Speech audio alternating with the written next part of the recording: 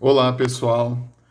Bom dia, boa tarde, boa noite. Eu não sei quando você vai estar assistindo essa videoaula, mas eu espero que você esteja em casa e esteja bem. Então, a orientação é para a turma do sexto ano C, o caderno 8, as atividades da página 189. Então, aqui a gente vai trabalhar basicamente a divisão de números decimais, divisão envolvendo números com vírgula. A gente já estudou alguma coisa parecida quando a gente estudou frações decimais aqui no começo dessa primeira questão. No caso, o que a gente tem para estudar aqui? Na questão 1, tem divisão por 10, por 100, por 1000. A gente pode lembrar também que essas divisões representam frações. Então, quando eu montar aqui o item A, 37 dividido por 10. A gente já estudou isso daqui quando trabalhou com frações decimais. Eu posso colocar a mesma ideia, 37 sobre 10 aqui. Quando a gente faz esse estudo, indica quando tem um zero, a resposta vai ter uma casa decimal aqui. A divisão envolvendo aqui um zero, uma casa decimal aqui, ó. Vocês vão imaginar então que teria uma vírgula aqui no final, atrás do 7. Ela vai andar uma casa para a esquerda. Eu posso usar esse raciocínio para resolver o exercício. Então aqui, ó, eu só estou recordando porque a gente já estudou isso daqui em cadernos anteriores. O resultado dessa divisão 37 por 10, eu vou pensar então, vai ser um número decimal, ele vai ter uma casa decimal. Divisão por 10, um zero, uma casa decimal. A vírgula vai separar então 3 inteiros e 7 décimos. No item B, vou colocar aqui, vai ser parecido. Eu tenho o número 5006 para fazer uma divisão por 1000. Lembrando, divisão, eu vou movimentar a vírgula. Nesse caso aqui são 1000, é 3 zeros. Seriam 3 casas para a esquerda.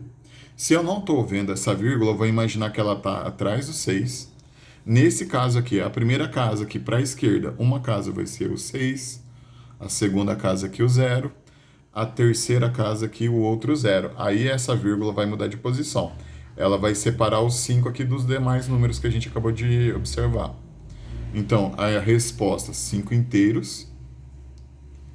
Se o resultado aqui envolve 3 casas decimais, 5 inteiros e 6 milésimos.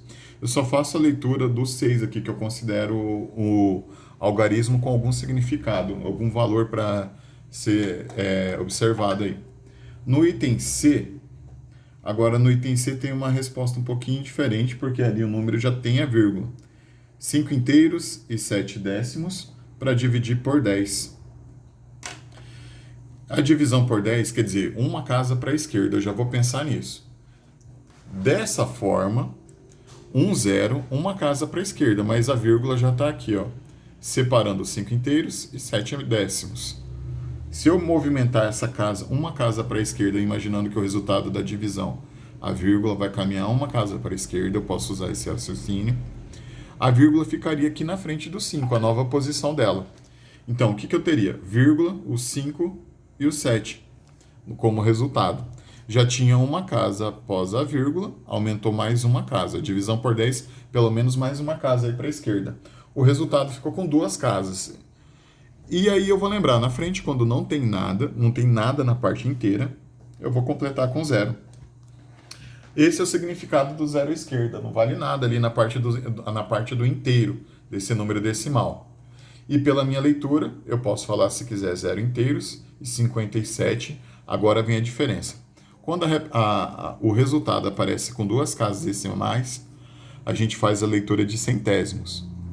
No caso aqui, 0 inteiros e 57 centésimos. Quando o resultado apareceu aqui com apenas uma casa decimal, a gente considera então décimos. No item B, 3 casas decimais, a leitura foi milésimo. Eu vou responder ainda o item D. Ele segue o mesmo raciocínio, porque o número aparece já com pelo menos uma casa decimal. 106 inteiros e 2 décimos, para dividir por 100. Divisão por 100 aqui, seguindo a lógica, eu tenho 2 zeros, Quer dizer que a vírgula vai se deslocar na divisão pelo menos 2 casas para a esquerda, da posição que ela está aparecendo aí. No caso aqui, então, vou contar uma casa vai ser o 6, a outra casa vai ser o 0, a nova posição da vírgula vai ser aqui. Nota uma coisa, essa vírgula aqui não está mais separando, então, o 6 do 2. Não existe uma representação de número decimal que o número tenha 2 vírgulas. Então, o resultado, 1 inteiro, 0, 6 e o 2 aqui após a vírgula. Eu vou fazer a leitura. Se são 3 casas, no caso aqui o 6 e o 2, 62 milésimos. 1 inteiro e 62 milésimos. Outro conhecimento que a gente pode aprofundar aqui. Quando a gente escreve um número com muitas ordens, vamos lembrar. Vou pegar um exemplo aqui que eu peguei da aula. 2.375. Vamos lembrar desse exemplo aqui. Esse número é um número inteiro, eu posso também chamar ele de número natural. Ele não aparece na representação dele com número com vírgula. Agora, se eu estivesse falando de dinheiro, eu poderia colocar o R cifrão aqui na frente, o vírgula 00. Essa é uma representação decimal do número que eu acabei de falar, que é natural e também é um número inteiro. Outra dica, a gente não coloca mais aqui o ponto, não usa mais a ideia do ponto, unidade, dezena, centena, e o ponto para separar essa casa. A gente não coloca justamente esse ponto aqui para não confundir com a ideia da vírgula.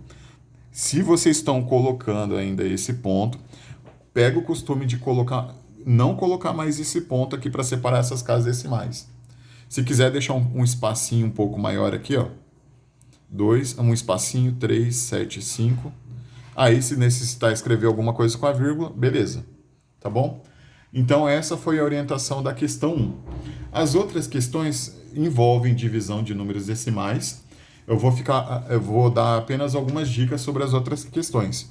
Mas o processo de montar a divisão, eu vou acabar postando vídeos de outros professores para fazer o auxílio. E vai estar na parte 2 desse vídeo. Por enquanto, muito obrigado.